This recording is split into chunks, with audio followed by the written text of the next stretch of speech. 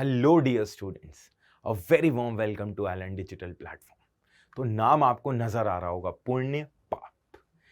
मन में बड़े सारे विचार आ रहे होंगे कि आखिर ये पुण्य पाप है क्या। चलिए, आपके मन में आ रहे सभी विचारों पर पूर्ण विराम लगाते हैं और समझते हैं इस वीडियो के पीछे का महत्व, इस वीडियो के पीछे का रेलेवेंस। आप सभी ने घर में छोटे बच्चों को अवश्य देखा होगा और उन छोटे बच्चों को चींटियों के साथ खेलते, चींटियों को कुचलते हुए भी देखा होगा। वो ऐसा क्यों करते हैं यार? उसके पीछे वजह है, उस समय उन्हें मजा आ रहा होता है। और क्यों आ रहा होता है? क्योंकि ना समझ होते हैं। बचपन में तो सभी ना समझ होते हैं, इमेच्योर होते हैं। बट जैसे जैसे अपन ग्रो करते हैं, अपन रियलाइज करते हैं कि जिनको अपन कुचल रहे थे, असल में वो भी तो एक जीव थे। सिमिलरली लाइफ के हर फेज में, इनिशियल डेज में हम कुछ ना कुछ पाप, कुछ ना कुछ गलतियां अवश्य करते हैं। बट इसका यह मतलब नहीं होता कि उन गलतियों का पश्चाताप नहीं करा जा सकता। अवश्य करा जा सकता है। हो सकता है बच्चों, जेई की प्रिपरेशन के इनिशियल डेज में आपसे कुछ गलतियां, कुछ पाप हुए हों। उसके बड़े सारे फैक्टर्स हो सकते हैं। हो सकता है कुछ चीजें समझ ना आई हो सकता है हम टाइम मैनेज ना कर पाए हो सकता है एटमॉस्फेयर में एडजस्ट ना कर पाए हो। There could be many reasons for it. But इसका यह मतलब नहीं कि उन गलतियों का, उन पापों का पश्चाताप नहीं हो सकता। इस वीडियो के माध्यम से आपसे अनजाने में हुए उन अनेकों पापों को हम कवर करेंगे, वो आपके सॉर्ट करवाएंगे। चलिए आइए आरंभ करते हैं इस वेरी ब्यूटीफुल सीरीज को जिसका नाम है पुण्य पाप। थीम आप सबको समझ आ गई होगी। आइए आ जाते हैं फोकस पे। आरंभ करते हैं आपके पहला पाप, जो कि आता है fundamental of mathematics, basic maths में। और आप सभी को प्रॉब्लम इसमें फेस करनी पड़ती है पॉलिनोमियल्स में। तो आइए बिना विलंब करते हुए आपको पॉलिनोमियल के बारे में बताता हूं। तो चलिए बच्चों, सबसे पहले आखिर ये पॉलिनोमियल क्या बला है। बहुत सारे बच्चों को अंत तक ये डाउट रहता है कि पॉलिनोमियल के सवालों को अप्रोच कैसे करना है, पॉलिनोमियल आखिर होता क्या है। अगर ये पता होता है होता क्या है, बट ये नहीं पता होता कि सवालों को अप्रोच कैसे करना है। सिंपल सी ट्रिक बताऊंगा, मेरी बातों को बस आप गौर से, ध्यान से समझना और जो मैं बोल रहा हूं वो करना। ऐसा कोई सवाल नहीं होगा जो आपसे नहीं होगा, ये मेरी गारंटी है। अब बच्चों समझो पॉलिनोमियल। सबसे पहले आखिर ये पॉलिनोमियल होता क्या है।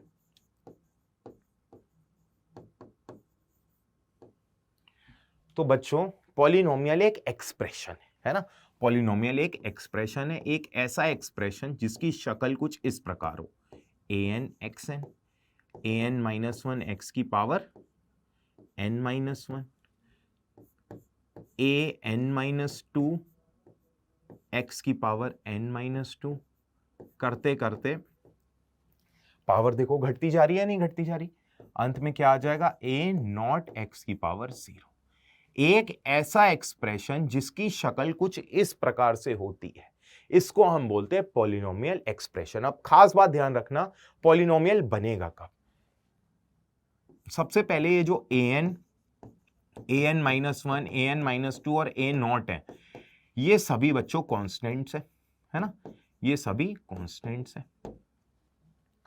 और ये जो पावर चढ़ी हुई है, ये जो पावर चढ़ी हुई है, इन सभी पावर्स को बच्चों, ये जितनी भी पावर चढ़ी है, इन सभी पावर्स को होल नंबर होना पड़ता है।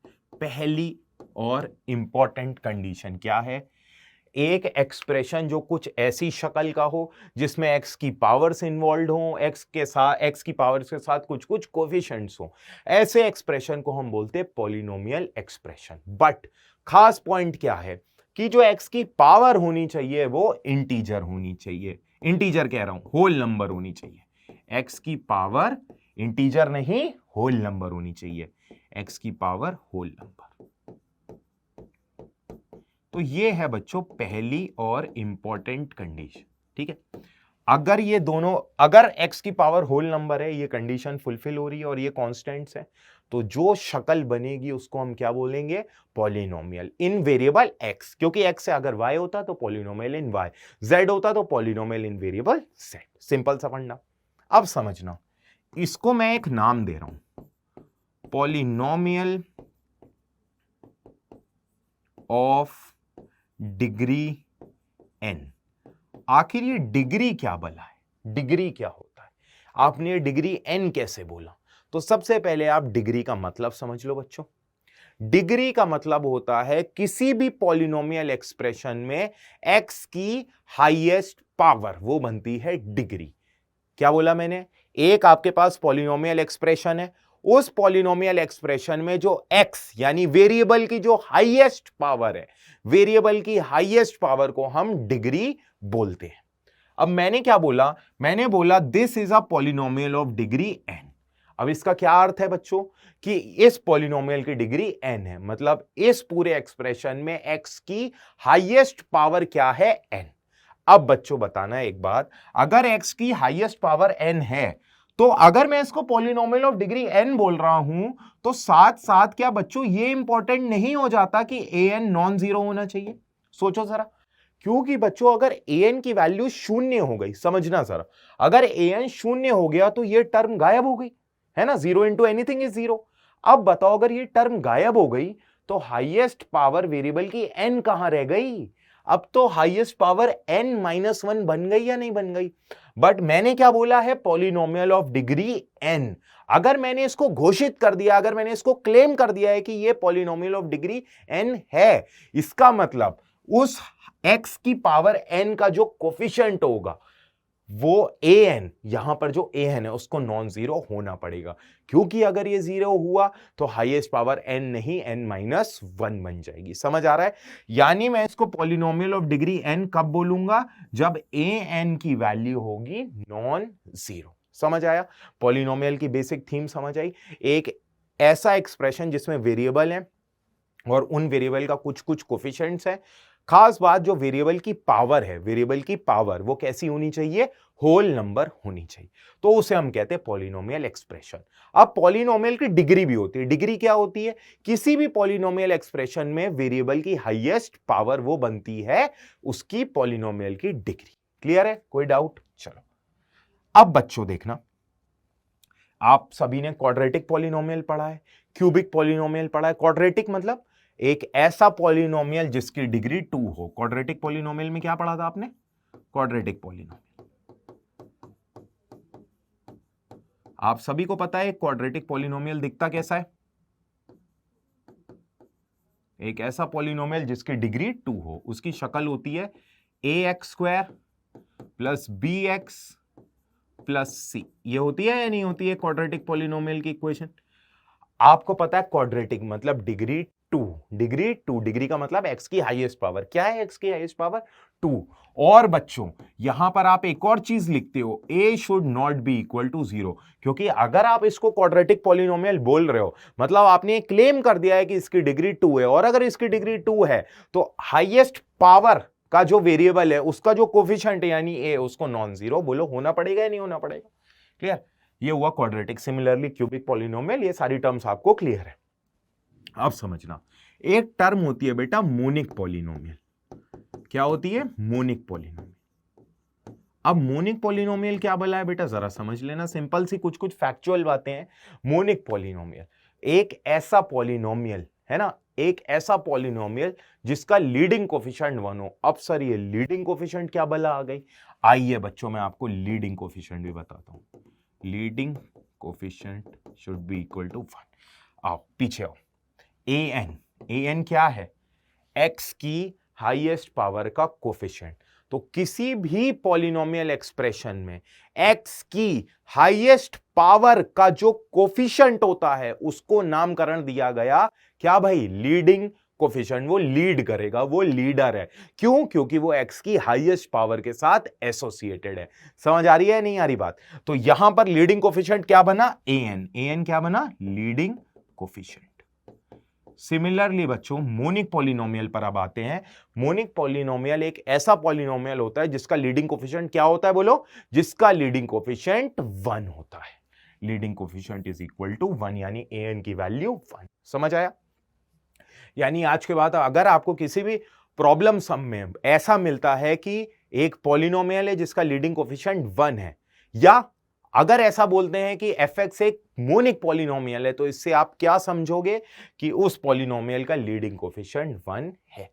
समझ आई पॉलिनोमियल की थीम? ये बेसिक चीजें थी, क्वाड्रेटिक, क्यूबिक, इस तरीके से। बाय क्वाड्रेटिक मतलब डिग्री 4 वाले पॉलिनोमियल होते हैं। इस तरीके से पॉलिनोमियल की क्लासिफिकेशन है based upon the degree. Constant polynomial, constant polynomial आप सभी को समझ आ रहा होगा। fx बराबर कुछ कांस्टेंट, लेट से 3, fx बराबर 3 मान लिया एग्जांपल। तो अब बताओ इसकी डिग्री क्या होगी बच्चों? मैं इसको 3 इंटू एक्स की पावर 0 लिख सकता हूं, क्योंकि x की पावर 0 बनेगा 1। तो मुझे बताओ डिग्री क्या होगी इसकी? बोलो भाई। अरे एक ही x की पावर है, वही हाईएस्ट होगी, तो डिग्री हो गई 0। तो कांस्टेंट पॉलिनोमियल की डिग्री होती है 0। और एक होता है बच्चों जीरो पॉलिनोमियल। अब ये जीरो पॉलिनोमियल क्या भला है? ये तो नाम से समझ आ रहा है, fx बराबर 0।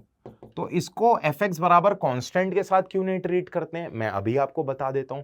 fx बराबर 3 समझ आ रहा है, इसके साथ x की पावर 0 मल्टीप्लाई हुआ तो डिग्री 0। अब 0 के साथ आप x की पावर 0 भी करा सकते हो मल्टीप्लाई। कोई बंदा हो सकता है 0 के साथ x की पावर 1 मल्टीप्लाई करा दे, कोई बंदा हो सकता है 0 के साथ x की पावर 2 मल्टीप्लाई करा दे, कोई बंदा हो सकता है 0 के साथ x की पावर 3 मल्टीप्लाई करा दे। तो क्या एक एक्सप्रेशन की विभिन्न प्रकार की डिग्रियां हो सकती है? नहीं हो सकती ना, कि यार डिग्री 0 भी है, डिग्री 1 भी है, डिग्री 2 भी है, डिग्री 3 भी है। क्या ऐसा पॉसिबल है? एक पॉलिनोमियल एक्सप्रेशन की डिग्री तो एक ही आएगी ना। अब यहां पर देखो, 0 की वजह से x की कोई भी पावर मल्टीप्लाई कराऊं, क्योंकि 0 इंटू एनी नंबर इज 0 होता है, इस वजह से x की कुछ भी पावर रखूं प्रभाव नहीं पड़ेगा। बट इससे हमारे जवाब में प्रभाव पड़ जाएगा। कोई बोलेगा डिग्री 0, कोई बोलेगा डिग्री 1, कोई बोलेगा डिग्री 2, तो कोई बोलेगा डिग्री 3। इसलिए हम कांस्टेंट और जीरो पॉलिनोमियल को अलग अलग श्रेणी में रखते हैं। तो ऐसा क्या बोला जाता है, जीरो पॉलिनोमियल की डिग्री या तो अनडिफाइंड बोली जाती है, डिग्री इज अनडिफाइंड ऐसा बोला जाता है, या जीरो पॉलिनोमियल की डिग्री माइनस इंफिनिटी बोल दी जाती है ना। सिंपल सी टर्म है, मैं तो बोलूंगा जीरो पॉलिनोमियल की डिग्री इज अनडिफाइंड। उसका लॉजिक मैंने आपको यहां पर समझा दिया है कि उसके पीछे का लॉजिक आखिर है क्या। समझ आ गया? कांस्टेंट पॉलिनोमियल के साथ ये लोचा क्यों नहीं है? क्योंकि 3 के साथ अगर x की पावर 1 मल्टीप्लाई कराया तो वो 3x बन जाएगा, x की पावर 2 कराया तो वो 3x स्क्वायर बन जाएगा। बट जीरो में कहानी अलग हो जाती। ये कुछ कुछ बेसिक टर्मिनोलॉजी थी जो मैंने आपको समझाई। आई होप आप सबको क्लियर हो रहा होगा, इतना आता ही है। ये आपके जो कुछ पाप हो गए, जो कुछ गैप्स रह गए ना, उनको ये भर देगा। क्लियर? आगे बढ़ते हैं। अब बेटा कुछ और इंपॉर्टेंट चीजों पर आते हैं। तो आप सभी ने एक टर्म पढ़ी होगी, रिमाइंडर थ्योरम, है ना। ये थ्योरम आप सभी ने पढ़ी होगी, 9th 10th में भी आप इस थ्योरम को पढ़ते हो, फिर क्लास 11th में भी इसको पढ़ते हो, खूब पढ़ते हो, है ना। तो एक बार मैं आपको रिवाइज करा देता हूं कि आखिर ये रिमाइंडर थ्योरम होती क्या है। बिल्कुल शुद्ध आपस में जैसी वार्तालाप होती है उसमें समझेंगे, जैसे आपको समझ आएगा उस भाषा में मैं आपको समझाऊंगा। fx को डिवाइड कराया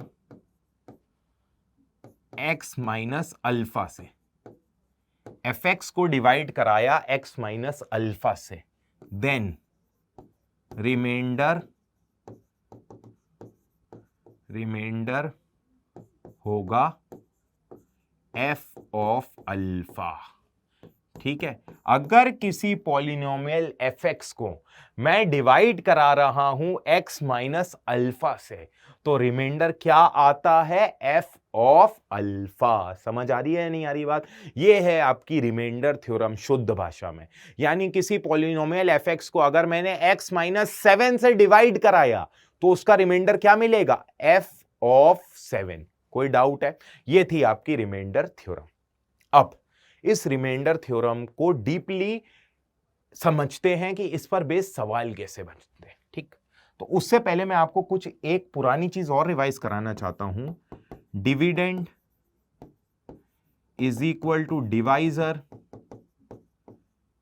इनटू क्वोशंट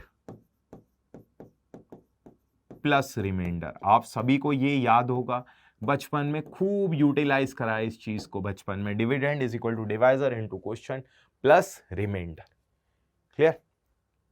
आपके पॉलिनोमियल की जितनी भी प्रॉब्लम्स हम आएगी जेई मेन, जेई एडवांस या अदर बिट सेट लेवल या जैसे भी जो भी एग्जाम है, मैं तो आपको यह बोल रहा हूं एडवांस और मेंस में इसके बाहर कुछ भी नहीं आने वाला जो मैं आपको बताऊंगा। बस दो फंडे आपको याद रखने, dividend is equal to divisor into quotient plus remainder, और एक और आपको चीज याद रखनी है, वो मैं पहले आपको डिराइव ही करा देता हूं। तीन चीजें इनफैक्ट याद रखनी है, dividend is equal to divisor into quotient plus reminder.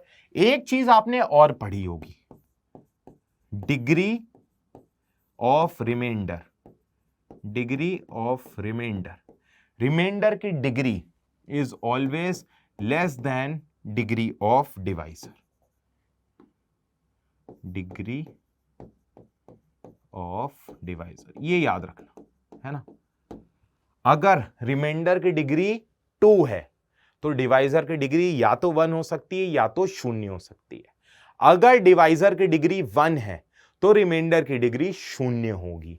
अगर डिवाइजर की डिग्री 3 है तो रिमाइंडर की डिग्री 3 से कम यानी 2, 1 या 0 हो सकती है। समझ आ रही है? ये स्टार बना लो बच्चों, मैं आपको अभी भी बता रहा हूं, इसके बियॉन्ड एक भी सवाल आपके पॉलिनोमियल में नहीं आने वाला। एडवांस लेवल ले लो, मेंस लेवल ले लो, कतई नहीं आने वाला। सिंपल बेसिक चीजों पर मैं टारगेट कर रहा हूं, जो बोल रहा हूं उस चीजों को दिमाग में एकदम हार्ड डिस्क में फिट कर लो। Dividend is equal to divisor into quotient plus remainder, और डिग्री ऑफ रिमाइंडर, रिमाइंडर की डिग्री हमेशा हमेशा हमेशा डिवाइजर की डिग्री से छोटी होगी। क्लियर हो रही है बात? चलो ये दो फंडे हो गए, एक फंडा में और आपको कराता हूं डिराइव, है ना। अच्छा मुझे बताना, x square minus 5x plus 6 इसके फैक्टर क्या होंगे? आप सभी को पता है इसके फैक्टर, आप इजीली लिख लोगे, है ना। आप इसको बोलोगे x माइनस 2 और x माइनस 3, बोलोगे या नहीं बोलोगे? ठीक, अब समझना, अब मैं आपको पूछ रहा हूं कि बच्चों मुझे इसके फैक्टर बताओ, इसके फैक्टर बताओ। तो इसको भी आप मिडिल टर्म स्प्लिटिंग से कर सकते हो, श्रीधराचार्य लगा सकते हो, बड़ी सारी चीजें हैं। बट थोड़ा सा ध्यान दो, अगर मैं इससे 2 कॉमन निकाल लूं तो मेरे पास क्या बन रहा है? ऊपर वाली शक्ल ही तो बन रही है। 2 कॉमन ले लो, x square minus 5x plus 6, यानी इसको मैं कैसे लिख सकता हूं? 2 into x minus 2 into x minus 3। बोलो हाँ या ना, समझ आ रही है बात? सिमिलरली अब इसका बताना,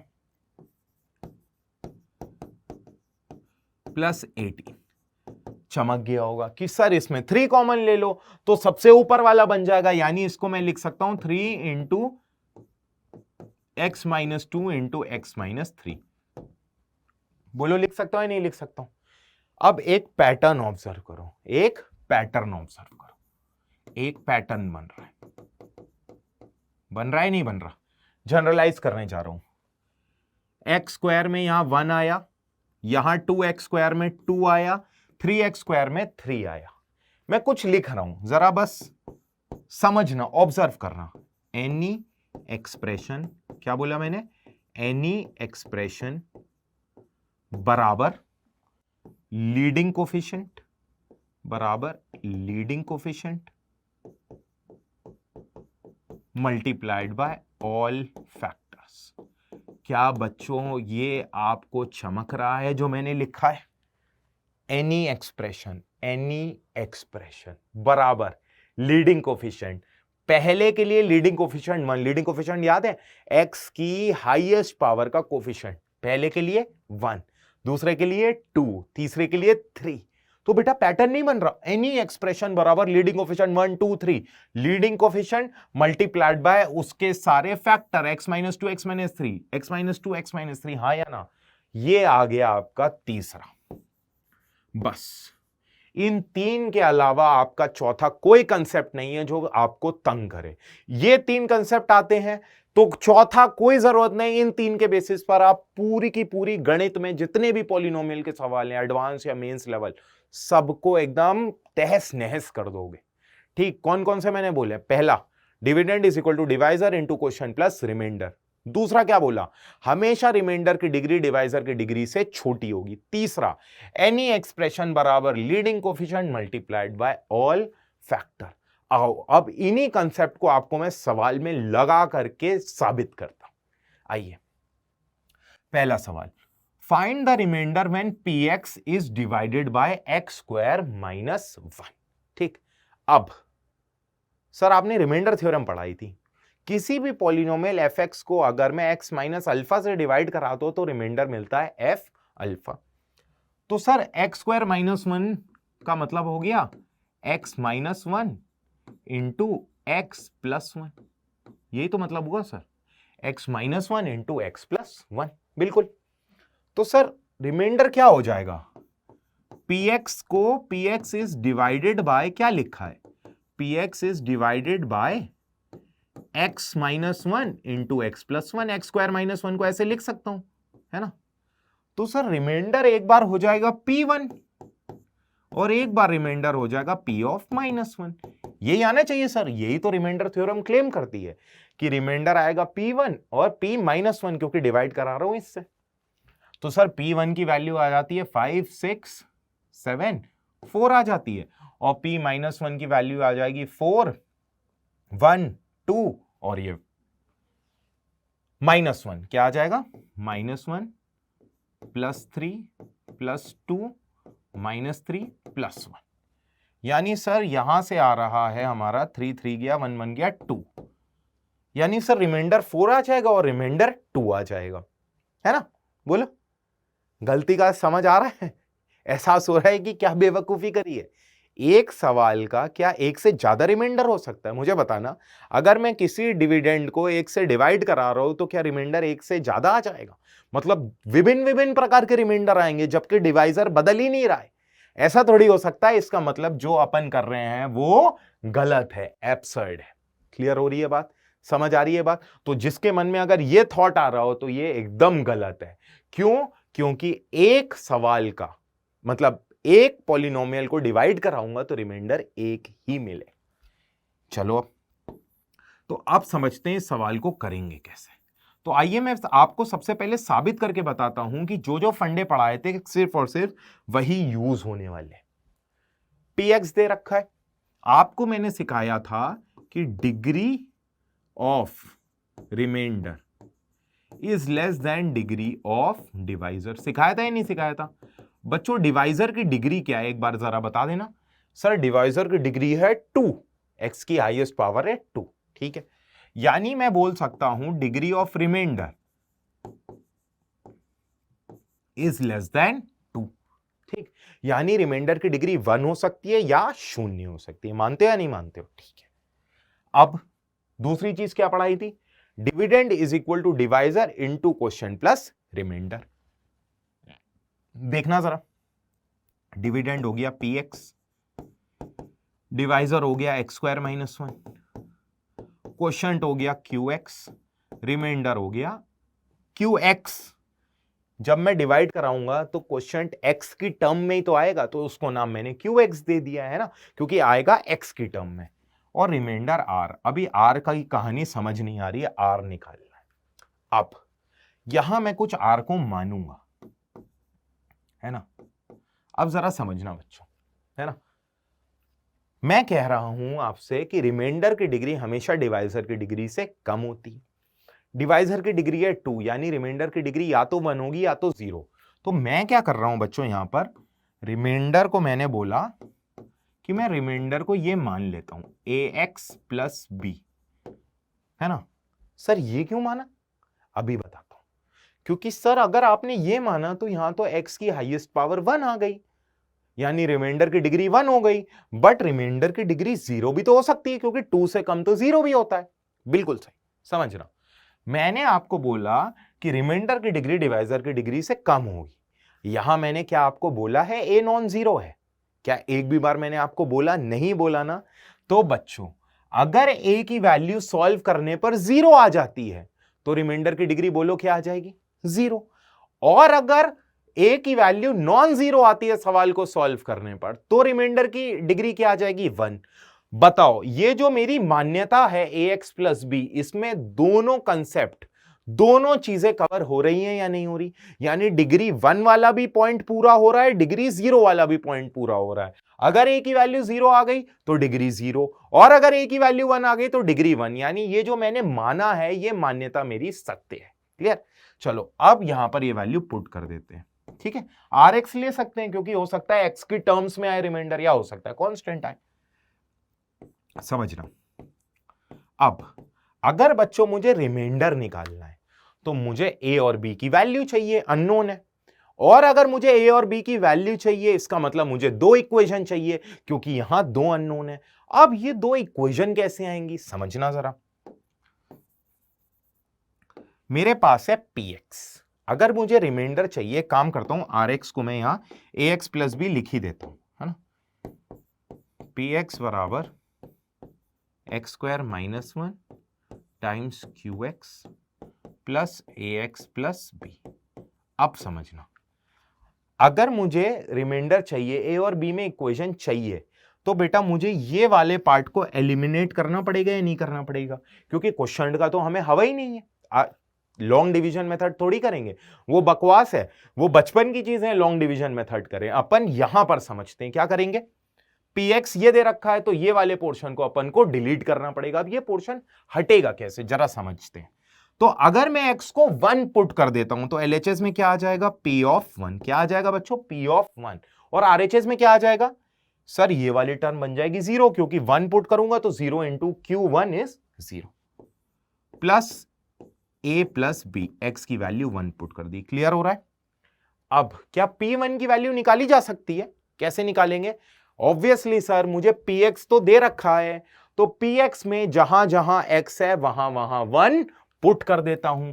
तो बच्चों मुझे बताओ यहां P1 की वैल्यू आपके पास क्या आने वाली है, पुट करके देख लो। 5 6 7 माइनस 3 4, P1 की वैल्यू आ जाएगी 4। बेटा समझ आ रहा है ना P1 कैसे आएगा, जहां जहां x है Px में वहां वहां 1 पुट कर दो। तो बच्चों एक इक्वेशन तो आपके पास बन गई, a प्लस बी बराबर 4। कोई डाउट है, चलिए अब देखते हैं। अब मुझे एक और इक्वेशन चाहिए। मुझे पता है कि ये पोर्शन खत्म कब होगा, एक बार मैंने x को 1 पुट करा, अब एक बार x को -1 पुट कर दूं तब भी ये पोर्शन खत्म हो जाएगा। हो जाएगा या नहीं हो जाएगा। तो अब की बार पुट x बराबर -1, LHS में आ जाएगा बच्चों P ऑफ -1। देखना जरा, और यहां पर क्या हो जाएगी, ये वाली टर्म तो 0 बन जाएगी, है ना। और मेरे पास आ जाएगा -a प्लस का b। क्लियर है। और P ऑफ -1 की वैल्यू कैसे निकलेगी, Px में जहां जहां x है वहां वहां -1 आप पुट कर दो। तो जैसे ही आप पुट करोगे वो चला जाएगा, ये माइनस माइनस प्लस बन जाएगा, उड़ जाएगा और आ जाएगा 2।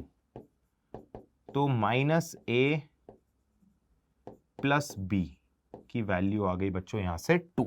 अब मेरे पास बच्चों दो इक्वेशन है और मेरे पास दो अननोन है। मैं इनकी मदद से डायरेक्टली सॉल्व करके निकाल सकता हूं। तो सॉल्व कर लो। a की वैल्यू क्या आ रही है यहां से, आई गेस a की वैल्यू 3 आ रही है, 2b बराबर 6, b बराबर 3, और b की 3 को पुट करूंगा तो a की वैल्यू क्या आ रही है, 1 आ रही है। ठीक, तो रिमाइंडर क्या आ गया बच्चों, रिमाइंडर यहां से आपको पता चला, वैल्यू पुट कर दो, a की 1 यानी x, और b a की 1, हाँ, और ये b है, सॉरी बेटा, a की वैल्यू आएगी, b की वैल्यू 3 आएगी, है ना। जब दोनों इक्वेशन को ऐड करूंगा तो a से a कैंसिल होगा, 2b बराबर 6, b की वैल्यू 3 आ जाएगी और a की वैल्यू 1 आ जाएगी। क्या आ गया ये, x प्लस 3। चेक कर लेते हैं, 1 माइनस 3 और 1 प्लस 3। बताओ भाई कोई डाउट है। ये आ गया आपका इस सवाल का जवाब। आप क्रॉस वेरीफाई कर सकते हो इसको लॉन्ग डिवीजन से करके, बट यार जब हम समझदार हो रहे हैं, बड़े हो रहे हैं, तो कुछ नए मेथड सीखते हैं ना। समझ आया, आई होप। अब बताओ बेटा कौन सा कोई मैंने अलग से फंडा यूज कर दिया, जो बोला था उसी बात पर कायम हूं या नहीं हूं, कि रिमाइंडर की डिग्री डिवाइजर की डिग्री से छोटी होती है, dividend is equal to divisor into question, dividend is equal to divisor into question plus remainder, और तीसरी चीज एनी एक्सप्रेशन बराबर leading coefficient time all factor. इनमें से कोई दो एक टाइम पर यूज होंगे। क्लियर हो रही है बात, जैसे यहां ये दो गए, चौथा कोई कंसेप्ट नहीं है, मतलब नहीं। क्लियर है। चलिए आइए नेक्स्ट सवाल देखते हैं। Let fx be a polynomial of degree 5 with leading coefficient unity such that f1 की वैल्यू 5, f2 की वैल्यू 4, f3 की वैल्यू 3, f4 की वैल्यू 2 और f5 की वैल्यू 1, है ना, ऐसा दे रखा है। Then f6 is equal to, f6 किसके बराबर होगा ऐसा मुझे बताना है। सबसे पहले fx क्या है, एक पॉलिनोमियल है डिग्री 5 का। अब इन सवालों में अप्रोच क्या होती है समझ लेना। मेरे को f1 की वैल्यू दे रखी है 5, f2 की वैल्यू दे रखी है 4, f3 की वैल्यू 3, f4 की वैल्यू 2, f5 की वैल्यू 1, है ना बेटा। कभी कभी सवाल में बहुत सारी वैल्यूज दी हुई होती हैं, है ना। मुझे उन वैल्यूज में पैटर्न, मेंटल मैथ्स जो होती है ना, उन वैल्यूज में पैटर्न मुझे फाइंड आउट करना होता है, ऑब्जर्व करना होता है। अब कभी कभी बच्चों ऐसा भी हो सकता है सवाल में कि सारी वैल्यूज पैटर्न नहीं बना रही हो, कुछ वैल्यू बना रही हो, तो जो वैल्यू पैटर्न बना रही होंगी उनको हम पैटर्न के लिए स्वीकार करेंगे और बाकी वैल्यू को कहीं और यूटिलाइज करेंगे। इत्तेफाक से यहां जरा आप देखो तो ये सभी की सभी वैल्यू, थोड़ा सा ऑब्जर्व करो, ये एक पैटर्न बना रही है, ये सभी वैल्यू एक पैटर्न बना रही है। मैं क्या कह रहा हूं, fx बराबर 6 माइनस एक्स। चेक कर लो जरा, x को 1 पुट करो, क्या 5 मिल रहा है? x को 2 पुट करो, क्या 4 मिल रहा है? x को 3 पुट करो, क्या 3 मिल रहा है? x को 4 पुट करो, क्या 2 मिल रहा है? x को 1 पुट करो, क्या 5 मिल रहा है? x को 5 पुट करो, क्या 1 मिल रहा है? समझ आई? यानी ये जितनी भी वैल्यूज मेरे पास दी हुई हैं, 3 पुट करने पर, 4 पुट करने पर, f1, f2, f3, f4, f5, ये सभी की सभी इस नियम का पालन कर रही है। बोलो मानते हो या नहीं मानते हो? लिख लो, fx की वैल्यू 6 माइनस एक्स हमेशा नहीं होगी, हमेशा नहीं। ये मत बोल देना कि f7 की वैल्यू भी इसी से निकल आएगी। इन्होंने क्या पूछा है? f6। तो सर क्यों ना एक काम करते हैं, हमारे पास fx तो आ ही चुका है 6 माइनस एक्स, है ना, तो यहां से f6 हो जाएगा 0, है ना, ये कर देते और ऑप्शन में भी मौजूद है, चलो ये पाप कर देते हैं। नहीं बच्चों समझना, है ना, यहां पर होता है सबसे बड़ा ब्लंडर। एक्चुअली ये जो पैटर्न बना रही हैं, ये सिर्फ और सिर्फ ये 5 वैल्यू बना रही हैं। ऐसा कहीं भी नहीं लिखा है कि ये पैटर्न हर जगह फॉलो होगा, मुझे नहीं पता। मुझे जो डेटा गिवन थी उस डेटा को मैंने ऑब्जर्व करा और उस डेटा को मद्देनजर रखते हुए मैंने एक पैटर्न बनाया। यहां मैं लिखूंगा भी कि fx बराबर 6 माइनस एक्स वेन एक्स बराबर 1, 2, 3, 4, 5।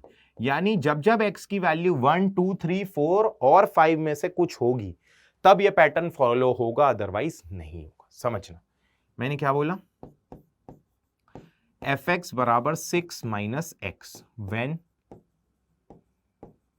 x बराबर 1, 2, 3, 4 और 5, ऐसा बोला, सही है एकदम।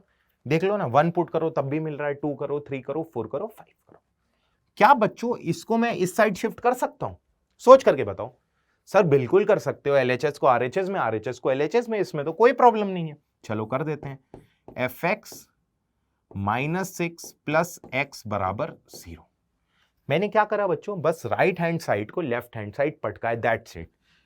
अभी भी वो सारी चीजें कायम है, वेन x बराबर 1, 2, 3, 4 और 5। सही है या नहीं है? बोलो भाई, ठीक है। अब याद करो, ऐसी x की वैल्यू जो एक्सप्रेशन में पुट करने पर उसको शून्य बना देती है, उसको हम उसका रूट बोलते हैं या नहीं बोलते हैं? सोच करके बताओ, है ना। अगर मैं x की वैल्यू ऐसी निकालूं जिसको पुट करने पर उसकी वैल्यू 0 बन रही है, तो वो उसका रूट कहलाता है या नहीं कहलाता है? अगर अल्फा रूट होता है तो x माइनस अल्फा फैक्टर बनता है। कॉमन सेंस है, अगर x बराबर अल्फा पुट करने पर वो 0 बन रहा है तो उसका रूट है, तो x माइनस अल्फा क्या हो जाएगा? उसका फैक्टर। तो बच्चों इस इक्वेशन में, है ना, इस इक्वेशन में x की वैल्यू 1 पुट करने पर भी ये 0 बन रहा है। ऊपर से ही नीचे आया हूं, मैंने कोई स्टेप जंप नहीं करी। x बराबर 2 पुट करने पे भी 0 बन रहा है, 3 पुट करने पे भी 0 बन रहा है, 4 पुट करने पर भी और 5 पुट करने पर भी। तो क्या बच्चों अपन ऐसा कह सकते हैं कि fx माइनस 6 प्लस एक्स के जो रूट्स होंगे, जो फैक्टर्स होंगे, रूट्स क्या होंगे? 1, 2, 3, 4 और 5, और इसके फैक्टर क्या हो जाएंगे? x minus 1, x minus 2, x minus 3, x minus 4, x minus 5। लो भाई, इसमें मैंने यूज कर दिया एनी एक्सप्रेशन बराबर लीडिंग कोफिशिएंट। अभी सर लीडिंग कोफिशिएंट नहीं लिखा है, लीडिंग कोफिशिएंट दे रखा है यूनिटी। ये कितनी डिग्री हो गई मल्टीप्लाई होके? 5 हो गई या नहीं हो गई? एनी एक्सप्रेशन बराबर leading coefficient multiplied by all factor. बोलो भाई, समझ आई बात? क्लियर हुआ सारा का सारा फंडा? अब मुझे क्या निकालना है? f6। तो क्या करूं, इस इक्वेशन में x की जगह 6 पुट कर दूं, तो क्या आ जाएगा f6, ये 0 बन जाएगा। यहां पर क्या आ जाएगा? 6 - 1 5, 6 - 2 4, 6 - 3 3, 6 - 4 2, 6 - 5 1, 5 4 जा 20, 3 जा 60, 2 जा 120। तो यहां से आपका जवाब आता है 120।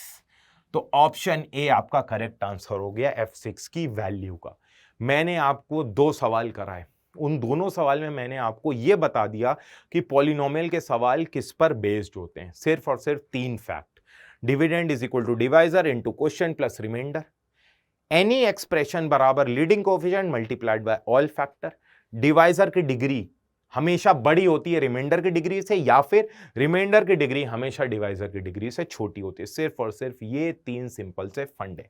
समझ आया बच्चों? तो ये वाला जो सवाल होता है ना, इसमें हमें पैटर्न ढूंढना पड़ता है।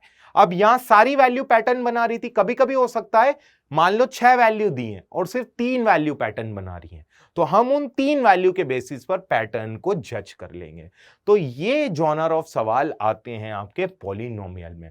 आई होप आपको क्लियर हो रहा होगा, कोई भी दिक्कत नहीं आ रही होगी। तो चलिए अब आगे बढ़ते हैं और नेक्स्ट देखते हैं। तो आइए आगे बढ़ते हैं और समझते हैं इसी क्रम में फंडामेंटल ऑफ मैथमेटिक्स में एक और कंसेप्ट, एक और टॉपिक जो बच्चों को थोड़ा सा परेशान करता है। ऑल्दो है बड़ा आसान, बट पता नहीं क्यों बच्चों को इसमें परेशानी होती है। तो आइए इन पापों का भी पश्चाताप करते हैं, मॉड्यूलस और उसकी कुछ प्रॉपर्टीज को समझते हैं। आइए भाई, तो देखते हैं। सबसे पहले मैं आपको कुछ बताता हूं मॉड्यूलस के बारे में। ये मॉड्यूलस होता क्या है ना? तो मॉड्यूलस एक मशीन है भाई, है ना? सीधी सी गणित है। मॉड्यूलस एक मशीन है। अब उस मशीन में मैं कुछ भी इनपुट दूं, किसी भी प्रकार का इनपुट दूं, मॉड्यूलस मशीन उसका उत्तर पॉजिटिव ही देगी। समझ आती है बात? यानी अगर इस मॉड्यूलस मशीन को मैं -3 दूं, तो मॉड्यूलस मशीन में 2 डंडे होते हैं और उस डंडे के बीच में हम इनपुट को पुट करते हैं। क्लियर? तो अब इस मॉड्यूलस में मैं -3 दूं, मुझे आउटपुट पॉजिटिव वाला मिलेगा, दैट्स इट। इस मॉड्यूलस के अंदर मैं -7 दूं, मुझे इनपुट पॉजिटिव वाला मिलेगा विच इज +7। मैं इसके अंदर -3/2 दूं, मुझे आउटपुट 3/2 मिलेगा। मैं इसके अंदर प्लस का 3/2 दूं, तब भी मुझे आउटपुट 3/2 मिलेगा। सीधी सी गणित है बच्चों कि मॉड्यूलस के अंदर आप कुछ भी इनपुट दो, मॉड्यूलस ऑपरेटर हमेशा आउटपुट के तौर पर एक पॉजिटिव आंसर देगा। निगेटिव दोगे तो उस निगेटिव को भी पॉजिटिव बना देगा, और पॉजिटिव दोगे तो पॉजिटिव उत्तर तो वो देने ही वाला है। यानी मॉड्यूलस मेरे और आपके जैसा है, पॉजिटिव है। सारी निगेटिविटी को भी वो पॉजिटिविटी में कन्वर्ट कर देता है। समझ आ रही है बात? तो ये सिंपल सी थीम है यार मॉड्यूलस की, कि मॉड्यूलस आखिरकार होता क्या है, ये आपको समझ आ गया होगा। तो चलो अब आगे समझते हैं कि मॉड्यूलस का ग्राफ कैसा बनता है। क्लियर? देखो, सबसे पहले मॉड्यूलस को हम ऐसे लिखते हैं, मॉड एक्स, है ना? और ये बच्चों 2 प्रकार से टूटता है। मॉड एक्स 2 प्रकार से टूटता है। कैसे कैसे टूटता है? +x की तरीके से टूटता है अगर x की वैल्यू 0 या 0 से बड़ी होती है, और -x की तरीके से टूटता है अगर x की वैल्यू नेगेटिव होती है। समझ आ रही है या नहीं आ रही बात? तो +x जब x is greater than equal to 0, -x when x is less than 0। अब समझना, सर आपने कहा था कि मॉड तो हमेशा पॉजिटिव आंसर देता है। यहां तो सर दिक्कत आ गई, यहां तो आप -x लिख रहे हो। बट बच्चों ध्यान तो दो, मैं क्या लिख रहा हूं? -x जब x नेगेटिव है। पुट करके देख लो यार, कोई प्रॉब्लम है? मैंने क्या बोला? Mod of 3.2। बताओ कौन सी डेफिनेशन फॉलो होगी, पहली या दूसरी? सर पहली, क्योंकि x की वैल्यू 0 से बड़ी है। तो आंसर क्या मिलेगा सर? +3.2। ठीक है बच्चों, आ जाते हैं -3.2 पर। ऐसे तो आपको पता है ये आंसर +3.2 देगा। चलो डेफिनेशन से देखते हैं क्या आंसर मिलेगा। कौन सी डेफिनेशन फॉलो होगी, पहली या दूसरी? सर दूसरी। आंसर क्या मिलेगा? माइनस लगा दो, माइनस ऑफ एक्स। एक्स की वैल्यू यहां क्या है? -3.2। तो माइनस माइनस क्या बन जाएगा? प्लस का 3.2। तो आज के बाद बच्चों एक चीज हमेशा ध्यान रखना, मॉड दो तरीके से टूटता है, एक बार विद अ प्लस साइन और एक बार with a negative sign. Plus sign से कब टूटता है? जब जब मॉड की डंडियों के बीच का इनपुट पॉजिटिव होगा, मॉड टूटेगा पॉजिटिव साइन के साथ। जब जब डंडियों के बीच का इनपुट नेगेटिव होगा, मॉड टूटेगा नेगेटिव साइन के साथ। सिंपल सरल भाषा में ये आप याद रखो। क्लियर है? आइए इसका ग्राफ देखते हैं कैसा बनेगा।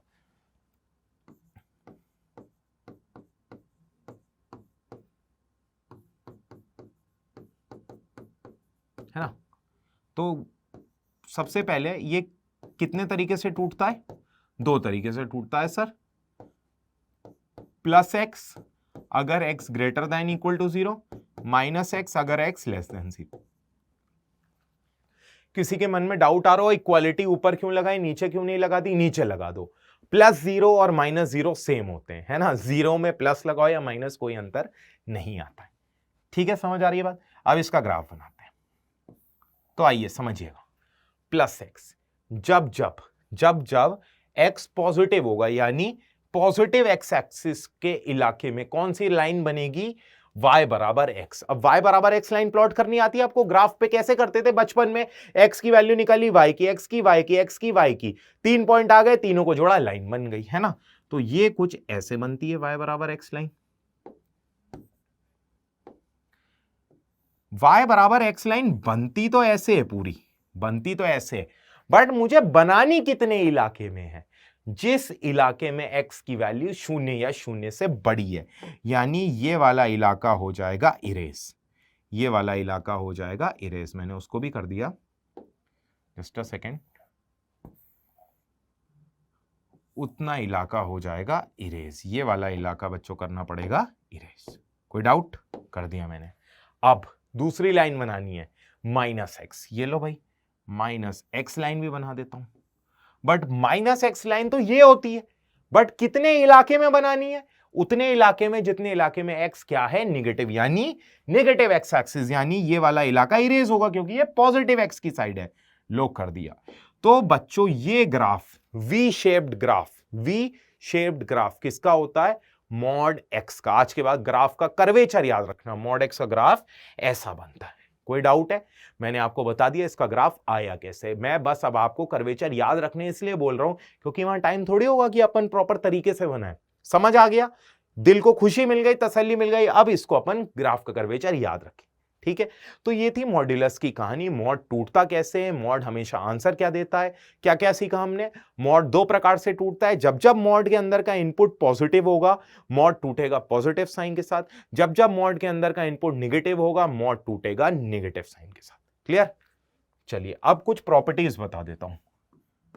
P1 property number 1, mod x बराबर mod of minus x. Mod x किसके बराबर होता है? Mod of minus x. Simple सी बात है सर, मॉड के अंदर आप प्लस एक्स दो या माइनस एक्स दो, मॉड हमेशा आंसर पॉजिटिव देगा। वैल्यू चेक करके देख लो, 3.2 रख लो। 3.2 ही क्यों सर, कुछ और कुछ भी रख लो यार, 3/2 रख लो। तो 3/2 का मॉड 3, मॉड माइनस 3/2 का मॉड वो भी 3/2, 3/2 का मॉड 3/2 माइनस 3/2 का मॉड वो भी 3/2। समझ आ रही है नहीं आ रही बात? सिंपल सी प्रॉपर्टी यार, कॉमन सेंस वाली, है ना? चलो सेकंड प्रॉपर्टी को देखते हैं। सेकंड प्रॉपर्टी क्या क्लेम करती है भाई? पहला हो गया मॉड ऑफ एक्स बराबर mod of minus x. Second property हो जाएगी आपकी मॉड एक्स का स्क्वायर। मॉड एक्स के स्क्वायर को मैं लिख सकता हूं एक्स का स्क्वायर। कोई डाउट है? मॉड एक्स के स्क्वायर को मैं लिख सकता हूं एक्स का स्क्वायर। अब यार ये क्या बला है, देख लो बच्चों एग्जांपल से। कभी डाउट हुआ करे, मैं तो कहता हूं नंबर का एग्जांपल ले लो, खत्म करो। मॉड 5 का स्क्वायर क्या 5 के स्क्वायर के बराबर है? मॉड माइनस 5 का स्क्वायर क्या माइनस 5 के स्क्वायर के बराबर है? बिल्कुल सर, दोनों ही 25-25 मिलेंगे। समझ आ रही है या नहीं? यानी आज के बाद याद रखना, एक्स स्क्वायर को आप मॉड एक्स के स्क्वायर से भी रिप्लेस कर सकते हो, मॉड एक्स स्क्वायर को आप एक्स स्क्वायर से भी रिप्लेस कर सकते हो, डिपेंडिंग अपॉन या क्वेश्चन, है ना? ये इंपॉर्टेंट प्रॉपर्टी है। क्लियर? कोई डाउट है? थर्ड प्रॉपर्टी देख लेते हैं, P3 mod of x into y, है ना? मॉड के अंदर दो नंबर हैं जो मल्टीप्लाई में, तो इनको हम अलग अलग लिख सकते हैं, mod x into mod of y. Clear? Simplistic property चल रही है, परेशान होने वाली बात नहीं। Property number 4, mod x less than alpha. क्या है? Mod x less than alpha से पहले ये वाली कर लेते हैं, है ना, इक्वालिटी वाली। मॉड एक्स बराबर अल्फा। अगर मॉड एक्स अल्फा के बराबर है तो एक्स की क्या क्या वैल्यू आएगी? यार देखो, मैं अभी आपको प्रूफ करके बता दे रहा हूं, ऑल्दो प्रूफ की रिक्वायरमेंट नहीं है। एक बार मॉड टूटेगा पॉजिटिव साइन के साथ तो क्या मिलेगा? प्लस एक्स बराबर अल्फा। एक बार मॉड टूटेगा निगेटिव साइन के साथ तो क्या मिलेगा? माइनस एक्स बराबर अल्फा। तो यहां से एक्स क्या आ गया? Alpha comma minus alpha. तो आपको याद क्या रखना है ना, ये तो बेसिक सी चीज है यार, मॉड दो तरीके से टूटता है। आपको याद रखना है कि कभी भी ऐसा सवाल दिया हो कि मॉड एक्स बराबर 7, तो आप आंसर दोगे एक्स की क्या क्या वैल्यू आएगी? +7 और -7, दैट्स इट। ठीक है, यानी मॉड एक्स बराबर अल्फा के सोल्यूशन आते हैं एक्स बराबर प्लस माइनस अल्फा। कोई डाउट है? ये सिंपल सी प्रॉपर्टी थी। P5, mod x less than equal to alpha. अगर मॉड एक्स अल्फा के बराबर या अल्फा से छोटा है तो याद रख लो एक्स क्या आएगा? एक्स आएगा माइनस अल्फा से अल्फा। अब माइनस अल्फा और अल्फा पर क्लोज ब्रैकेट इसलिए लगाए क्योंकि यहां इक्वालिटी है। अगर यहां इक्वालिटी नहीं होती तो यहां ओपन ब्रैकेट लग जाता। समझ आ रही है बात? बच्चों, ये रिजल्ट याद रखना। क्यों कह रहा हूं ये प्रॉपर्टी याद रखने को? है बड़ी आसान। एक बार मॉड को पॉजिटिव साइन से तोड़ दो, एक बार मॉड को नेगेटिव साइन से तोड़ दो और उसके बाद अपन कर लेंगे। बट मैं क्या चाहता हूं, आपका टाइम वेस्ट ना हो, क्योंकि अगर आप इसको प्रूफ करने चलोगे, वहां पर तरीके से करोगे तो आपका एक्स्ट्रा 50 से 55 सेकंड वेस्ट होगा। मैं नहीं चाहता मेरे बच्चे वो 50 या 55 सेकंड इस सिंपल सी चीज में लगाएं। वो 50 से 55 सेकंड हम किसी क्वालिटी प्रॉब्लम में लगाएं और उसको हल करें जो हमें ज्यादा नंबर दे। Clear? Mod x less than equal to alpha, तो एक्स आया माइनस अल्फा से अल्फा। एग्जाम्पल, कभी है mod x less than equal to 5, तो यहां से आंसर क्या बोलोगे? एक्स बिलोंग्स टू सर -5 से 5। सिंपल। क्लियर हो रही है बात? P6, कभी लिखा हो mod x greater than equal to alpha, है ना, इक्वालिटी होगी तो क्लोज, इक्वालिटी नहीं होगी तो ओपन, दैट्स इट। तो इसका सोल्यूशन आता है एक्स बिलोंग्स टू -इन्फिनिटी से माइनस अल्फा यूनियन अल्फा से इंफिनिटी। अब बेटा दोनों उल्टे, अदरवाइज भी ट्रू है ना, डबल इंप्लाइज भी है ना। अगर ये लिखा हुआ है तो ये भी लिख सकते हैं, ये लिखा है तो ये लिख सकते हैं, ये ट्रू है तो ये भी ट्रू है, ये ट्रू है तो ये भी ट्रू है, दोनों बोथ साइड ट्रू है। क्लियर है? तो एक एग्जांपल, अगर मॉड एक्स ग्रेटर देन 3 है तो एक्स की औकात क्या आ जाएगी? सर मुझे रिजल्ट याद है, -इन्फिनिटी से -3 यूनियन 3 से इंफिनिटी। कोई डाउट आ रहा है? तो ये थी कुछ सिंपल सी बेसिक सी प्रॉपर्टी मॉड्यूलस पर आधारित। आई होप आपको प्रॉब्लम नहीं आएगी क्योंकि बड़ी साधारण और सिंपल सी प्रॉपर्टीज है। क्लियर हो रही है सारी की सारी? कोई डाउट है? एक और बता देता हूं, P7, ऑल्दो ये कॉमन सेंस वाली है, मॉड ऑफ एक्स, ये होता है मॉड एक्स के बराबर। इसमें सर क्या ही बताया आपने, ये तो कॉमन सेंस है। बिल्कुल बेटा कॉमन सेंस है, वही मैंने लिख दिया उस कॉमन सेंस को, है ना। चलो आए सवाल देखते हैं। इसको सॉल्व करना है। सॉल्व करने का क्या मतलब होता है? एक्स की वैल्यू फाइंड करनी। कैसे सॉल्व करेंगे? बेसिक सी थीम है, समझ लेना, है ना। जितने मॉड उससे एक ज्यादा केस बनेंगे, है ना। ये केसेस बनाकर होगा। यहां कितने मॉड है? 2, तो कितने केस बनेंगे? 3। एक मॉड होता तो कितने केस बनते? 2। 3 मॉड होते तो कितने केस बनते? 4। 4 मॉड होते तो कितने केस बनते? 5। अब क्या केस है, क्या बला है, सारी चीजें समझाता है ना। क्रिटिकल पॉइंट, है ना। क्रिटिकल पॉइंट समझना, वो पॉइंट जिस पर एकदम, ये क्रिटिकल पॉइंट टर्म ना कैलकुलस में यूज होगी, है ना। इसको क्रिटिकल पॉइंट नहीं बोलते, एक नॉर्मल पॉइंट बोल देते हैं ना। चलो अब देखना, x - 3 प्लस x प्लस 3 का मॉड है ना। फर्स्ट पहला मॉड किस x पर 0 होगा? बताओ जरा। पहला मॉड है x - 3, ये पहले मॉड के अंदर का इनपुट किस x की वैल्यू पर 0 होगा? x बराबर 3, है ना, x बराबर 3। और दूसरे मॉड का इनपुट किस x की वैल्यू पर 0 होगा? x बराबर -3, है ना। तो आपको क्या करना है, 2 मॉड तो 3 केस कैसे बनेंगे मैं बता रहा हूं। उससे पहले आपको वो x की वैल्यू निकाल लेनी है जिस पर आपके मॉड 0 हो रहे हैं। जैसे पहला मॉड 3 पर, दूसरा मॉड -3 पर, तीसरा होता तो वो भी निकालते, ठीक। और अब आपको इसको नंबर लाइन पर प्लॉट कर लेना है। क्या करना है, नंबर लाइन पर प्लॉट कर लेना है। आपको पता है नंबर लाइन में पहले -3 आता है फिर +3, असेंडिंग ऑर्डर में चलती है हमारी नंबर लाइन। पहले आ गया -3, बाद में आ गया आपका +3। क्लियर है? क्या करा मैंने, सबसे पहले मैंने आइडेंटिफाई करा इंडिविजुअल मॉड किस किस x की वैल्यू पर 0 हो रहा है और उन x की वैल्यूज को नंबर लाइन पर प्लॉट कर दिया। अब केस बनाओ, एक केस बनेगा 3 से बड़ी दुनिया का, है ना, केस 1 x ग्रेटर देन 3। दूसरा केस -3 से 3 दुनिया का, case number 2 x belongs to -3 से 3, ठीक है, -3 से 3। तीसरा केस क्या बनेगा, अभी ये बताता हूं मैं कर क्या रहा हूं। तीसरा केस क्या बनेगा, तीसरा केस बनेगा -3 से इधर वाला छोटा, है ना, x लेस देन -3, है ना, समझना। अब 3 -3 2 पॉइंट आए हैं जिन पर मॉड 0 हो रहा है। अब इक्वालिटी एक जगह लगेगी। अगर आपने यहां इक्वालिटी लगा दी है, यानी इस दुनिया में आपने 3 को मान लिया है, तो इस दुनिया में 3 पर ओपन लगा दो। आपकी कॉल है बच्चों, यहां पर इंक्लूड कर रहे हो तो यहां एक्सक्लूड कर देना। अब आपका मन है मैं -3 को यहां इंक्लूड कर लूं, यहां इंक्लूड कर लो, तो वहां पर -3 को आपको एक्सक्लूड करना पड़ेगा। समझ आ रही है ये इंक्लूजन एक्सक्लूजन वाली बात, कि कहां पर 3 इंक्लूड करना है, कहां पर -3? सिंपल, जहां मन करे आपका कर दो, बट सिर्फ और सिर्फ एक जगह करोगे, ठीक। अब देखना, x की वैल्यू 3 या 3 से बड़ी, है ना, क्या है, पहली दुनिया, पहला case x greater than equal to 3। तो अपने मन में 3 से कोई भी एक बड़ी वैल्यू चुन लो। क्या करो, अपने मन में 3 से बड़ी कोई भी एक वैल्यू चुन लो।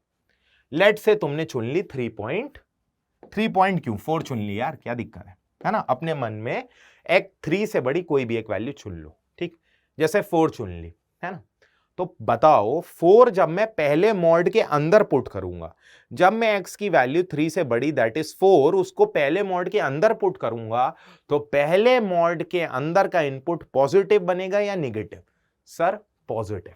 4 - 3 की वैल्यू होती है 1, और जब जब मॉड के अंदर का इनपुट पॉजिटिव होता है, मॉड टूटता है पॉजिटिव साइन के साथ। तो मॉड को तोड़ दो पॉजिटिव साइन के साथ। पुट नहीं करनी है वैल्यू उसमें एग्जैक्ट, ये नहीं यहां 1 लिख दूंगा, मैं कह रहा हूं x की एक कोई भी बड़ी 3 से बड़ी वैल्यू अज्यूम करो और चेक करो उसको पुट करने पर पॉजिटिव बन रहा है इनपुट या नेगेटिव। अगर पॉजिटिव तो मॉड पॉजिटिव साइन से टूटेगा, अगर नेगेटिव तो मॉड नेगेटिव साइन से टूटेगा। अब क्या मानी थी 4 को दूसरे मॉड के अंदर पुट करो, तो दूसरे मॉड के अंदर का इनपुट कैसा बन रहा है सर पॉजिटिव, तो दूसरा मॉड भी टूटेगा बच्चों विद अ पॉजिटिव साइन, ठीक है। इसको सॉल्व कर लो, यहां से क्या आ जाएगा, x बराबर 5/2। तो क्या ये आंसर हो जाएगा, क्या ये आंसर हो जाएगा? यहां पर होता है सबसे बड़ा ब्लंडर। ये वैल्यू इस इलाके में भी तो होनी चाहिए। ये उत्तर कब वैलिड है, जब x की वैल्यू इस इलाके में होगी। मानते हो या नहीं मानते हो? क्योंकि इस इलाके में कंडीशन क्या है कि 3 या 3 से बड़ी। यहां पर x की वैल्यू आई है 5/2 जो कि 3 से छोटी है। तो क्या करना होता है, केस को सॉल्व करने के बाद जो x की वैल्यू आती है उस x की वैल्यू को आपको ओरिजिनल केस की x की कंडीशन से चेक करना पड़ेगा। अगर वो x की वैल्यू उस दायरे में आ रही है, उस दुनिया में आ रही है, तो एक्सेप्ट, अदरवाइज रिजेक्ट। तो क्योंकि ये इस दुनिया में नहीं आ रही है इसलिए रिजेक्ट, यानी ये x की वैल्यू हो गई रिजेक्ट। क्लियर? आओ सेकंड केस करते हैं, -3 से 3। तो -3 से 3 के बीच की कोई भी एक वैल्यू अज्यूम कर लो। मेरा मन 0 कर रहा है, 0 कर लो, है ना। जरा पहले मॉड के अंदर 0 पुट करो, तो पहले मॉड के अंदर जैसे ही x की वैल्यू 0 पुट करते हो, मॉड के अंदर का इनपुट नेगेटिव है या पॉजिटिव, सोच करके बताओ। Sir negative, 0 - 3 is negative, input negative, इसका मतलब मॉड्यूलस टूटेगा निगेटिव साइन के साथ, तोड़ दो बेटा, माइनस ऑफ x - 3, मॉड की डंडियां हटाई माइनस साइन के साथ, 0। अब वो 0 वैल्यू पुट करो तुम दूसरे मॉड के अंदर। तो अब की बार जैसे तुमने दूसरे मॉड के अंदर पुट करी है वैल्यू, बताओ मॉड किस साइन से टूटा? क्योंकि मॉड के अंदर का इनपुट सर पॉजिटिव था, इसलिए मॉड टूटा पॉजिटिव साइन के साथ। तो यहां से क्या मिला sir? 6 = 5, 6 = 5 which is not possible. तो ये वाला केस एग्जिस्ट ही नहीं करेगा। क्लियर है? Not possible. ठीक, तीसरे केस में आ जाते हैं। x की वैल्यू -3 से छोटी, मान लो कोई भी, -4 मान लेते हैं। -4 को पहले मॉड के अंदर पुट करो, इनपुट पॉजिटिव या निगेटिव पहले मॉड का? सर निगेटिव, तो मॉड टूटेगा कौन से साइन के साथ? निगेटिव, तो मॉड की डंडियां हटा दो निगेटिव साइन के साथ। -4 पुट करो दूसरे मॉड में, तो -4 + 3 कितना बनता है? निगेटिव, तो दूसरा मॉड भी टूटेगा निगेटिव साइन के साथ, दूसरा मॉड भी टूटेगा निगेटिव। यहां से क्या आ गया? -2x + 3 - 3 = 5, यहां से x की वैल्यू आती है -5/2। अब तुम्हें चेक करना पड़ेगा क्या ये तुम्हारे इलाके में आ रही है, क्या -5/2 -3 से छोटी है या -3 से बड़ी है? सर बड़ी है, बट मुझे कैसी चाहिए? -3 से छोटी, यानी ये वैल्यू भी हो गई बच्चों आपकी रिजेक्ट। सर फिर क्या तीनों ही केस में रिजेक्ट हो गया? बिल्कुल बेटा, अगर मुझे आंसर मिलता तो तीनों आंसर हो जाते, या जिस केस से जितने आंसर मिलते वो सारे आंसर्स हो जाते। इत्तेफाक से तीनों केस का कोई भी आंसर नहीं मिल रहा, इसलिए इस सवाल का सॉल्यूशन हो जाएगा x = 5, यानी कोई भी ऐसी x की वैल्यू एग्जिस्ट नहीं करती है जो इस मॉड्यूलस इक्वेशन को सेटिस्फाई करे। कोई डाउट है? चलो आगे देखते हैं। अब यार ये मॉड्यूलस का सवाल है, अब कैसे करें? सर एक मॉड, यानी अपन बना देते हैं दो केसेस। ये दिख रहा है साफ साफ, mod of x + 2 into x + 1 plus x + 1, ऐसा दिख रहा है सर कुछ, है ना? और फिर सर आपने मॉड की प्रॉपर्टी पढ़ाई है, इस तरीके से कर दें, है ना? कर सकते, कोई प्रॉब्लम नहीं है, मतलब है, चॉइस है। मैं इससे एक बेटर अप्रोच आपको बताता हूं, है ना, इस सवाल में। बट बच्चों जरा देखो, अगर मैं इस टर्म को यहां पटक दूं तो मेरे पास क्या बना? Minus of x + 1। मैंने आपको यार एक बड़ी इंपॉर्टेंट प्रॉपर्टी पढ़ाई थी जिसमें स्टार भी लगाया था। मॉड x का होल स्क्वायर को मैं लिख सकता हूं x का स्क्वायर। पढ़ाया था या नहीं पढ़ाया था? स्क्वायर कर दो दोनों साइड। क्या कर दो? स्क्वायर कर दो। तो जैसे ही स्क्वायर करोगे दोनों साइड, क्या मेरे पास ऐसा बन जाएगा? और दूसरी साइड x + 1 का होल स्क्वायर, क्योंकि माइनस तो +1 किया। अब मैं इसको क्या लिख सकता हूं? मॉड ऑफ x का स्क्वायर को x स्क्वायर लिख सकता हूं या नहीं लिख सकता हूं? आप सभी बताओ, बोलो भाई, कोई डाउट है? लिख सकता हूं या नहीं लिख सकता? इस तरीके से सॉल्व कर सकता हूं या नहीं कर सकता? यहां बन जाएगा a + b + c का होल स्क्वायर, या और बेटर है इसके फैक्टर कर लो। क्या आ जाएगा? x + 1 का होल स्क्वायर, x + 2 का होल स्क्वायर बराबर x + 1 का होल स्क्वायर। कभी भी कैंसिल मत करना, एक साइड ट्रांसफर करके कॉमन लेना। क्या आ जाएगा? x + 1 का होल स्क्वायर कॉमन, x + 2 का होल स्क्वायर माइनस का 1 बराबर 0। यहां से क्या क्या वैल्यू आई? एक तो आया x + 1 बराबर 0, तो यहां से एक तो x की वैल्यू आ गई बच्चों आपकी -1। क्लियर हो रहा है? एक तो x की वैल्यू आ गई -1। और जरा इसको सॉल्व कर लो, x + 2 का होल स्क्वायर, सही कर रहा है ना यार? एक बार चेक कर लेते हैं। x + 1 x + 2 अलग अलग कर दिया, है ना, पावर कॉमन ले लिया, ठीक है। दूसरा क्या आया है? x + 2 का होल स्क्वायर बराबर 1, x + 2 का होल स्क्वायर बराबर 1। यहां से क्या आएगा? x² + 4 + 4x बराबर 1 आ गया बच्चों। x² + 4 + 4x, यहां से आया x² + 4x + 3 बराबर 0। क्लियर है? क्लियर? यहां से क्या मिला? x + 3 x + 1 बराबर 0। ये आप सभी को आता है यार, फैक्टराइज करना। यहाँ से x की वैल्यू आ जाती है -1 और -3, है ना। तो -1 और -3। बच्चों एक बात याद रखना, स्क्वायरिंग करते ही तबाही आती है ना। इक्वेशन में दोनों साइड स्क्वायरिंग करते ही तबाही आती है, मतलब आती है। कभी कभी क्या होता है, स्क्वायरिंग करने के बाद हमें एक्स्ट्रा रूट्स मिल जाते हैं, तो हमें उन x की वैल्यू को इक्वेशन, ओरिजिनल इक्वेशन में पुट करके वेरीफाई, स्क्वायरिंग से काम आसान भी होता है, बट उससे क्या होता है, कभी कभी x की ज्यादा वैल्यू मिल जाती है, तो हमें x की सारी वैल्यू को पुट करके चेक करना पड़ता है। तो -1 पुट करो, सेटिस्फाई कर रही है। एक बार -3 पुट कर लेते हैं, क्या बनेगा यार, 9 -9 +2 बराबर +2, मैं जस्ट वैल्यू पुट कर रहा हूं बेटा, है ना, x की वैल्यू -3, और इधर -3 + 1 बराबर 0। तो ये क्या आया, 2 - 2 विच इज 0, यानी -3 भी सेटिस्फाई कर रही है, -1 भी सेटिस्फाई कर रही है। आप देख लो, 9 -9 -3 थी, कैंसिल 2 और -2। क्लियर है, हो रहा है या नहीं हो रहा। यानी आंसर क्या हो गया, x बराबर -1, -3। बट बच्चों ये आदत बना लो, किसी भी इक्वेशन को अगर तुम स्क्वायर कर रहे हो, स्क्वायर करने के बाद जो रूट्स आ रहे हैं, जो वैल्यू आ रही है x की, उन वैल्यू को तुम ओरिजिनल इक्वेशन में पुट करके एक बार वेरीफाई अवश्य करना। क्लियर है, ऐसे कैंसिल कभी नहीं करते हैं, ऐसे कैंसिल करोगे तो एक रूट मिस हो जाएगा, हमेशा एक साइड ट्रांसफर करके कॉमन लेते हैं। कोई डाउट आ रहा है, चलिए। तो ये जॉनर भी कवर हो गया मॉड्यूलस का। अब एक और वैरायटी आ रही है, मॉड्यूलस का ग्राफ कैसे बनाते हैं, है ना। आओ देख लेते हैं, draw the graph of this, है ना। तो टेक्निक सिखा देता हूं, इसका ग्राफ बनता कैसे। ठीक, कितने मॉड हैं, 2, कितने केस बनेंगे, 3। बना लेते हैं केस। केस बनाने से पहले मुझे नंबर लाइन पर पॉइंट प्लॉट करने हैं। वो पॉइंट क्या होते हैं, वो पॉइंट होते हैं वो x की वैल्यू जिन पर इंडिविजुअल मॉड 0 हो रहा है। तो पहला मॉड कब 0 हो रहा है, x बराबर -1 पर।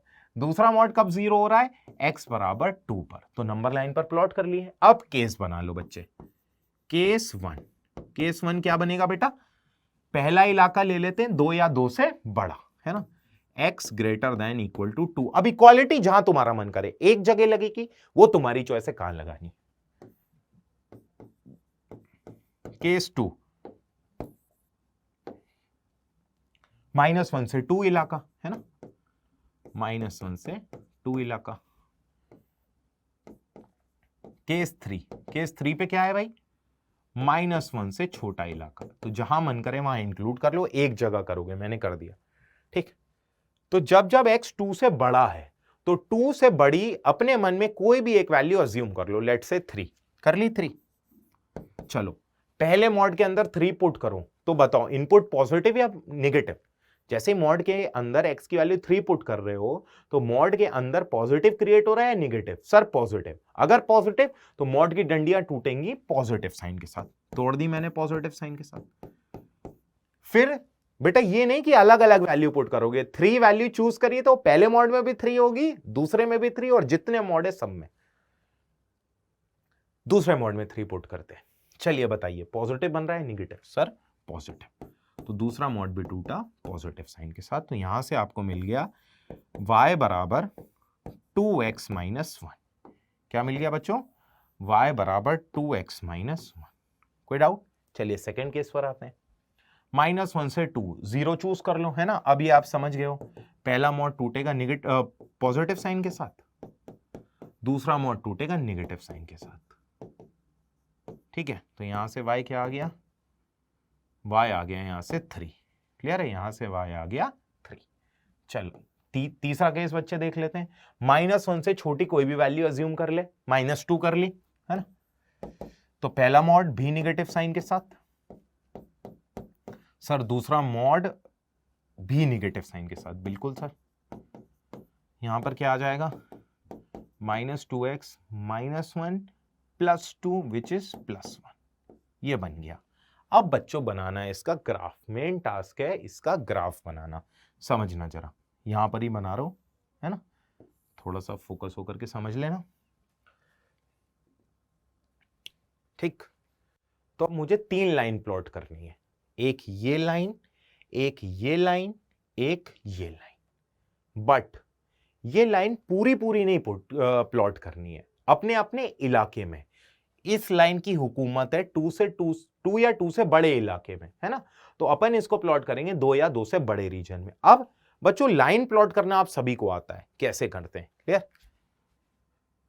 तो एक इलाका हो गया 2 या 2 से बड़ा, एक हो गया -1 से 2 और एक हो गया -1 से छोटा।